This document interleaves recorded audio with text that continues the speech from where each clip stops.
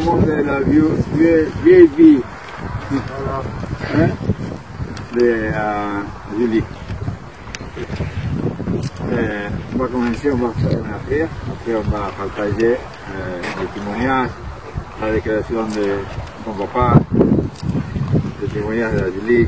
Merci Seigneur pour cette opportunité. Merci Seigneur que nous sommes ici pour faire un acte d'obéissance, Seigneur, de célébrer ensemble, Seigneur, la décision de Julie de se baptiser, Seigneur, pour faire obéissance à ta parole et pour te suivre, Seigneur. C'est une déclaration de foi, d'obéissance, Seigneur, devant les personnes, les amis, la famille, devant les anges, le ciel aussi, devant l'ennemi de notre vie, Seigneur. De tout le créé, c'est un acte de foi, Seigneur. Une déclaration de foi, Seigneur, que nous décidons, que Julie décide aujourd'hui de suivre, d'aimer, vivre pour la foi, de chercher chaque jour et d'obéir. Merci Seigneur pour cette opportunité. En nom de Jésus. Amen. Amen. Tu vas commencer toi ou... On va laisser faire après je peux plus parler. Ah bien. Il y a 4 pages, c'est tout. 4 pages.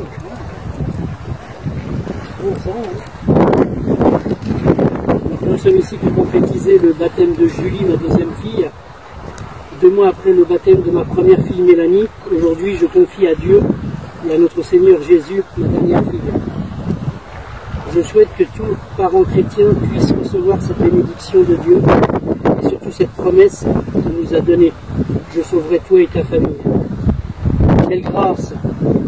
Elle ne s'arrête pas à la vie éternelle, mais elle poursuit son œuvre au travers de nos enfants et notre descendance.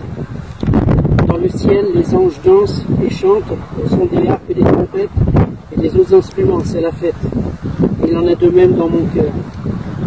Nous sommes, Marie et moi, des parents comblés, et l'amour de Dieu nous inonde tant qu'il est présent en nous, chaque moment, chaque instant, chaque minute et chaque seconde de nos vies. Ce baptême était très attendu. Peut-être aurait-il dû s'effectuer il y a 2 ans, peut-être 1 an. Il était en attente. Et c'est aujourd'hui que Julie a décidé d'obéir à Dieu, s'offrant publiquement à Dieu et au Seigneur Jésus. On ne peut pas dire que ce n'était pas prémédité. Elle décide à ce moment même de suivre le Seigneur en esprit et en vérité. La location, le prêt, comme vous le voulez, avec nos enfants, s'arrête aujourd'hui. Maintenant, elles sont entre les mains du Seigneur, parce que être entre de bonnes mains et s'offrir à lui entièrement, se consacrer à lui dans toutes circonstances et se confier à lui pour toutes choses. Et là, vous serez prêts à le servir.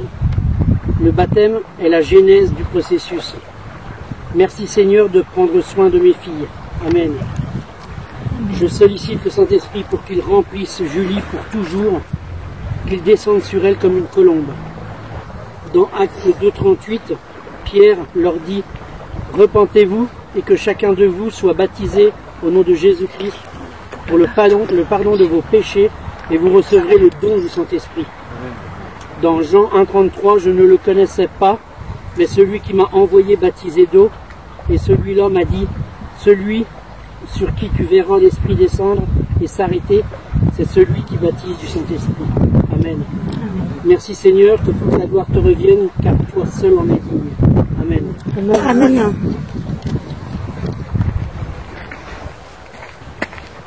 Tu vas lire le témoignage.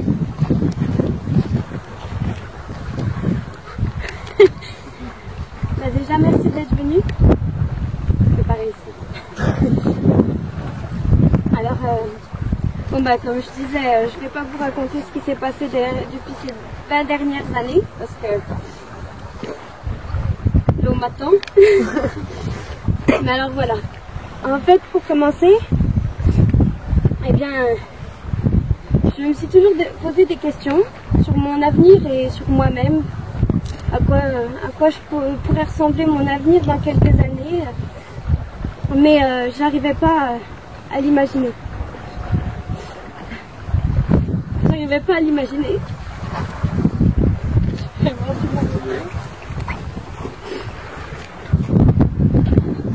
en grandissant, les déceptions, les échecs, les peines et les injustices dont j'ai été victime commençaient à entailler une plaie au fond de moi. Je me sentais rejetée par tout le monde et cela commençait à me ronger de l'intérieur. Je n'étais pas heureuse et je pris conscience que je commençais à me détester de plus en plus. En moi s'est installé à ce moment-là un profond mal-être et je me renfermais peu à peu dans une bulle. Accablée par la quête du bonheur que je ne trouvais pas, l'incompréhension quand je remarquais que les moments où j'étais bien n'étaient qu'éphémères. Dieu a su me toucher au moment où je ne m'y attendais pas. J'ai su qu'il existait et je crus à sa parole et à tous ses bienfaits. Malgré le secours de mon âme, qui était si proche, la douleur que j'avais au fond de moi me rattachait à l'idée que je ne méritais pas son amour et sa puissance.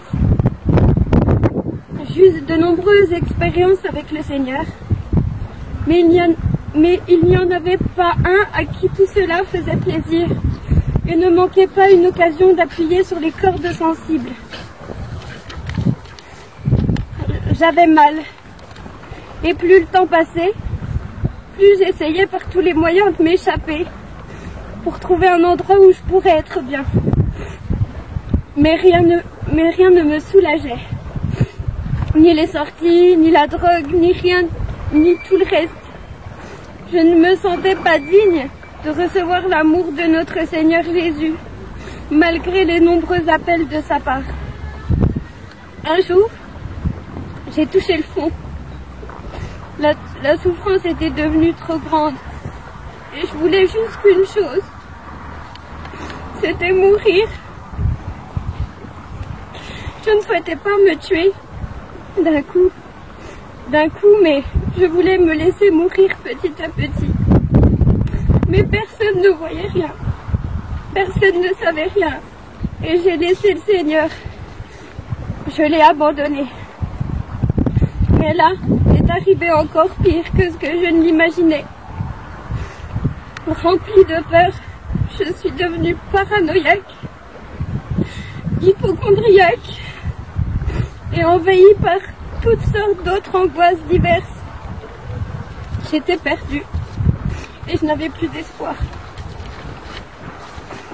Le jour où on m'a diagnostiqué une vraie maladie au poumon, celle que je ne m'inventais pas mais qui était bien là, je me suis dit que ça y est, j'allais sans doute mourir et que je ne serais jamais mère un jour, que je ne verrais plus ma famille, que je ne respirerai plus et tout le monde m'oubliera. Dieu, lui, qui n'abandonne jamais, m'a une énième fois tendu la main, mais cette fois-ci je l'ai prise. J'ai réalisé que mon espoir, c'était seulement lui, et qu'il était la lumière qui brille dans le noir. Aujourd'hui, le froid de ce lac va laver mes péchés, refermer mes blessures, et en son nom, je prends la victoire. La victoire sur les peurs, sur la douleur, sur la maladie et sur la mort. C'est mon sauveur.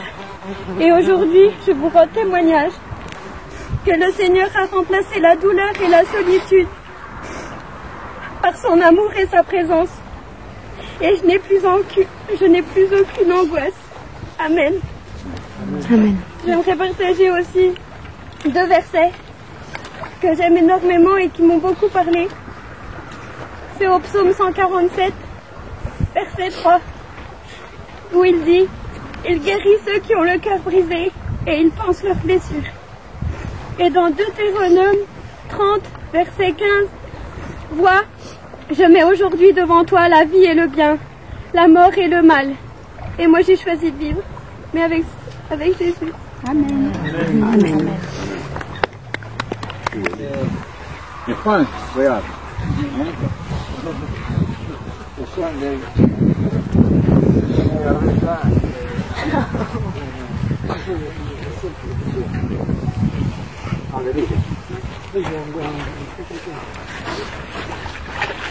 Ah, c'est chaud. Alléluia.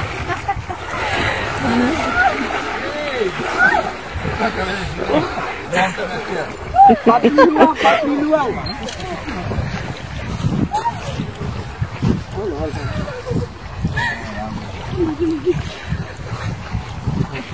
Por su declaración de foi, por su arrepentance, por no Dios personal, visible Jesús, yo la bautizo en el nombre del Père, del Fils y del Saint-Esprit.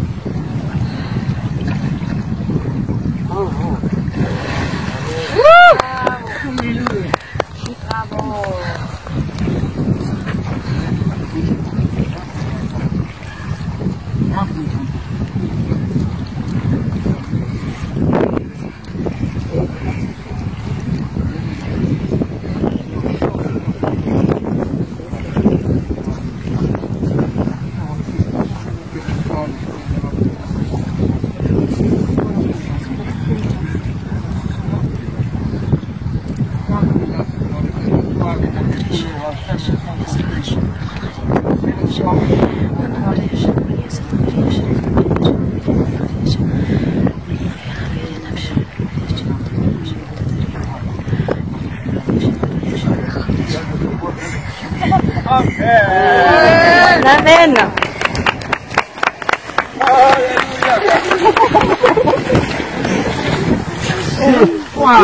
Alléluia.